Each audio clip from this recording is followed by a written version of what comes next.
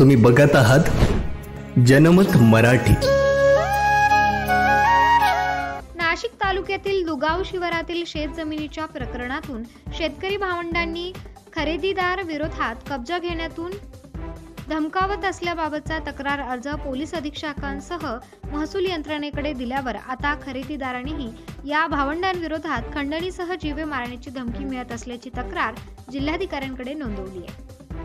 याबाबत शेतकरी राजेंद्र आणि संतोष हरिबाग यांच्या विरोधात सिद्धार्थ अनिल देशमुख यांनी ही तक्रार दिली आहे। देशमुख यांच्या तक्रारीनुसार दुगाव येथील मिळकतीवर वाघ यांच्या पूर्वजांचा कुळ असल्याचा दावा विविध कोर्टाने फेटाळून लावला आहे। या निकालानुसार सीलिंग ऍक्ट कायद्याने वाघ यांचे पूर्वज कुळ म्हणून साबित होऊ शकत नाही, त्यामुळे त्यांची नावे अभिलेखातील इतर अधिकारातून कमी करण्यात आलेली आहेत। असे असताना मिळकतीची किंमत बघून बंधूंनी व नातेवाईकांनी तक्रारदार व खरेदीदार देशमुख यांना त्रास व्हावा म्हणून वेगवेगळ्या न्यायालयात दावे दाखल केलेले असून ते दावे प्रलंबित आहेत। परंतु वाघ यांनी देशमुख यांच्या विरुद्ध मीडियामार्फत खोटी माहिती पसरवली आहे, त्यामुळे वाघ हे देशमुख यांना देत असलेली जीवे मारण्याची धमकी तसेच खंडणी व खोटे अॅट्रॉसिटी दाखल करण्याची धमकी देणे हे थांबवणे आवश्यक आहे। केसेस व प्रकरणे दाखल करून माझा मानसिक, शारीरिक व आर्थिक नुकसान करण्याचे वाईट हेतूने पिशाच बुद्धीने माझी समाजात असलेली चांगली प्रतिमा मलिन व्हावी यासाठी माझे विरुद्ध कटक कारस्थान करत आहे। तर या सर्व प्रकरणासंबंधी मी योग्य ती कायदेशीर कारवाई सामनेवाले यांच्या विरुद्ध करणे आवश्यक आहे। त्यानुसार संबंधित भावंडांवर गुन्हा दाखल करण्याची मागणी देशमुख यांनी केलेल्या तक्रार अर्जात केली आहे।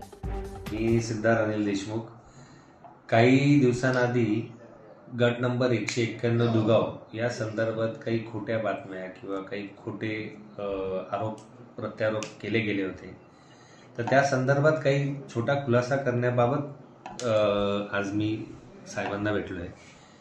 तर याच्याबद्दलचा विषय असा आहे की गट नंबर 191 याची मी खरेदी घेतलेली असून मूळ मालकी सदरी माझं नाव लागलेलं असून जे काही म्हणतायत की आम्ही इथे कुळ आहे किंवा 4 पिढ्यांपासून कसतोय, तर ह्यांचं कधीच कुळ म्हणून कुठेही हे साबित झालेले नाही आहेत आजपर्यंत। यांच्या विरोधातल्या सगळ्या ऑर्डर आहेत आणि तेवढंच नाही तर वारंवार आम्ही पण तिथे कधी गेल्यानंतर आम्हाला तिथे उलट मारहाण करायचा प्रयत्न किंवा आमच्यावरती धावून यायचं, कोयते घेऊन यायचं, उलट आम्हाला तिथे खूप त्रास होतोय आणि याची वारंवार तक्रार आम्ही केलेली असून याच्यावर अजूनपर्यंत अद्याप कुठल्याही प्रकारचा ऍक्शन घेतली गेलेली नाही।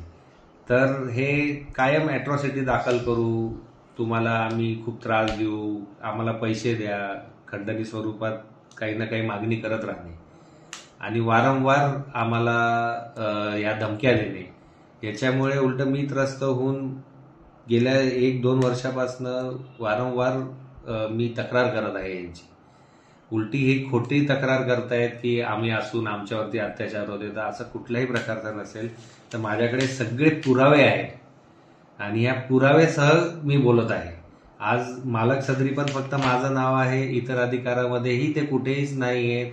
त्याच्यानंतर जे तक्रारदार आहेत त्यांच्या वडिलांनी आम्हाला स्वतः कन्फर्मेशन डीड दिलेली आहे सब रजिस्ट्रारकडे, जी त्यांच्या वाली वारसांवरती बंधनकारक आहे।